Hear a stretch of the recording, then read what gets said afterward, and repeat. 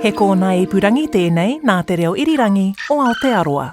I remember when I was going to school, my teacher, she invited me to, to sing a calypso. And if I won, she would have then put me on national television, which she did because I won the competition. And then I got the national television. And that's when I think I started to be in training. I got the opportunity to work in a studio too from teenage years, from 13. So that is when I was in vocal training, working in the studio, doing a lot of backgrounds for all the top soca artists in Trinidad. So I was really always singing. Don't call me local, I'm internationally blessed with my vocal. Blessed love, this is your reggae ambassador, Queen Omega. New Zealand, WOMAD Festival, Queen Omega, live and direct. One of the hottest female reggae artists on the scene right now, born Janelle Osborne, that's Queen Omega, who I managed to get a sit down with at this year's WOMAD Aotearoa. While the carnival in Trinidad and Tobago may have been and gone earlier in March, she came flying that Trini flag high at the festival in Taranaki. It's a pleasure and an honour to talk to you. Thank you. So what are you making of New Zealand so far? I'm soaking up everything. It's so chill, so tranquil. Feels like I'm in the right place at the right time. I see a special unity here. And I love that. As much as we're diverse, we have our separation within our gaps, within our corners, And Carnival is a time where everybody forgets about this and comes together, So give thanks to Carnival still, although we still have a lot of work to do as a nation. I love that the people here are united. Really, I can see that everybody just have space and respect for one another, and I love that. That is something special. Born in San Fernando, Queen Omega's rise to reggae fame has been a slow burn of sorts. She's been performing all her life, but for people who haven't quite followed her journey or aren't reggae fanatics as such, it could seem like that one Little Lion Sound internet viral reel, the dub plate with the Dr. Dre tune, made the world sit up and notice her. We'll get to all of that shortly, but first, tell me about how it began for you. It began very humble. I grew up amongst brothers, no sisters. So with that, my mom told me, that I was always special. When she was conceived with me, she knew that I was a girl and she prayed that I would be blessed with a gift. And there I born with a voice, And from very young, I was aware that I have a gift and, I have to use it for the right. And so I was always conscious, and I had a deep spirituality even from young. I used to, when I started praying, when we had family prayers, we would gather and at 6 o'clock, and when it was my time to pray, and then everyone would be in tears because I would go so deep in my prayers. I was always deep. I was always seeking, searching. I grew up, very humble, always singing and entering talents, competitions, and, from very young, I learned to be brave because then having the voice and everybody calling on you to sing, you can't say no. You have to have confidence now and say, okay, yeah.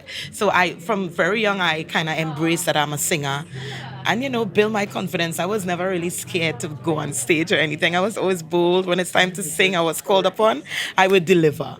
And I grew with this kind of vibration up to now, What's your advice to people like yourself and really trying to forge a path in music business? You really have to trust yourself, trust your gut instincts, believe in yourself, because I come from a troubled home. My home wasn't perfect, but my dad, he played such an important part in my life, and he would always tell me, I'm his only daughter, and he would want for me to make him proud, don't make him shame, and no teenage pregnancies and all the things that would be horror in society, because same for you, I grew up in a kind of patriarchal society too, and women didn't have much say, and I saw that with my growing up in my home. But my mom didn't have much say, my dad had all the say, and it used to get to me so much. I used to be so mad, like, why she don't have a say? I couldn't understand it, because I was like, so I always promised myself growing up that I would not be like that kind of woman. I wouldn't be timid. I wouldn't be afraid to talk out. I would talk out. I would stand up for myself. And this is what I would encourage, stand up. Trust yourself, because you won't really hurt yourself. Really, everyone wants the best for themselves. So you have to really love yourself and respect yourself and know what you want and never give up. Queen Omega and her band played at the Bowl Stage and Gables at WOMAD, both totally packed out. Throughout her performing career, she's gone between small, intimate performance venues to something of the scale of WOMAD. But the contrast doesn't quite faze her, she tells me. I don't even give it a thought. I just make sure that I'm in the right frame of mind, that I have the right energy, like especially when I'm on tour, I eat right. I really try to take good care so that my physical, I'll have the right type of energy to exert. I don't give it a thought, I just let the spirit flow. Little Lion sound blew you up. This one dub played. For me, it really did a great thing because a lot of people who don't listen to reggae get to know who Queen Omega is. There's a hip-hop version, I tear up a hip-hop version, and even Snoop Dogg shared it, It was like, wow. I was happy, I was grateful because it feels good to know that after all that years, that I'm now getting some traction. I can see the fruition, I can see the fruits of my labor. It felt wonderful. I would not lie. I felt so grateful. It was just gratitude. And at that time, I was really manifesting too. I was like, Queen, you had to really put out what you want. And I was like, I need to hit the world. The world need to know, because Queen Omega as a title, it's a heavy title, was given to His Imperial Majesty, the wife of His Imperial Majesty, Empress Menen. This is a heavy title, which means mother of creation. So I say it's not no coincidence that you have such a heavy name. The world needs to know who you are. How else would the world get to know? You have to have a hit song. You have to have something. And I've been trying. I have a lot of hit songs. I have many songs that is beautiful, but that's why you can't give up, because you never know which one is going to be the one. And I did this song original on a reggae version, really roots rock version, right? And it was doing well. But Nico, big up himself in his genius, because he has a song system.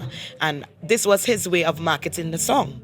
He was like, we need to do the song on a dub plate. I want you to do it on a dub plate style for me, but I want you to do it on the Dr. Dre version. And I was so happy when I heard the version. I was like, yo, this is me. Yeah, because I grew up listening to R&B, hip-hop, blues, jazz. So it was so natural. It's just that I didn't know that the world would have taken it so much. But beyond that one dub plate, Queen Omega, Queenie, she's also called fondly, has taken on this role of blazing a trail for female artists in reggae, performing alongside greats like Buju Banton, Don Carlos, people she grew up listening to. And I feel privileged to know that I am also one of the voices right now. Like anybody, even the Jamaicans say that to me. They say, girl, right now you have the full package. You have the voice, you can sing, plus you could DJ like them, man. Plus when you go up on stage, you could really perform. I feel really good to know that it's a good contribution that I'm giving to the earth, because my mom told me that I have to do that. She said, you have this voice, and if you don't sing for the Almighty, you could lose this gift. So I feel good that I've obeyed Mama by using my voice to sing conscious music. And I give thanks for the pioneers before, because if it wasn't for Bob Marley and all the legendary singers before, I grew up listening to Scatterlight, Don Carlos, I grew up to listening to Burning Spear, all the foundation artists. If it wasn't for them, I would not get the inspiration to do reggae. So it's just brick upon brick. And I'm also leaving my legacy behind, because when a lot of women see me now, then they would know we could do it. We don't have to show skin. We could perform. We don't have to defile ourselves. We could come out there and do our music same way and represent. We have a voice now because Queen Omega did it and she's powerful, so we can do it too. I feel good that, I could be that. I could be that role model. Queen Omega talking to me at WOMAD Aotearoa between her shows. In the next Here Now episode, I get to talk to yet another icon in reggae right now. So follow the podcast on all your favorite podcast platforms, and you can also find us on the RNZ website, where you'll find photos and videos. My name is Kadambari Raghukumar, and every week I bring you a fresh episode of Here Now, featuring people from all around the world in Aotearoa.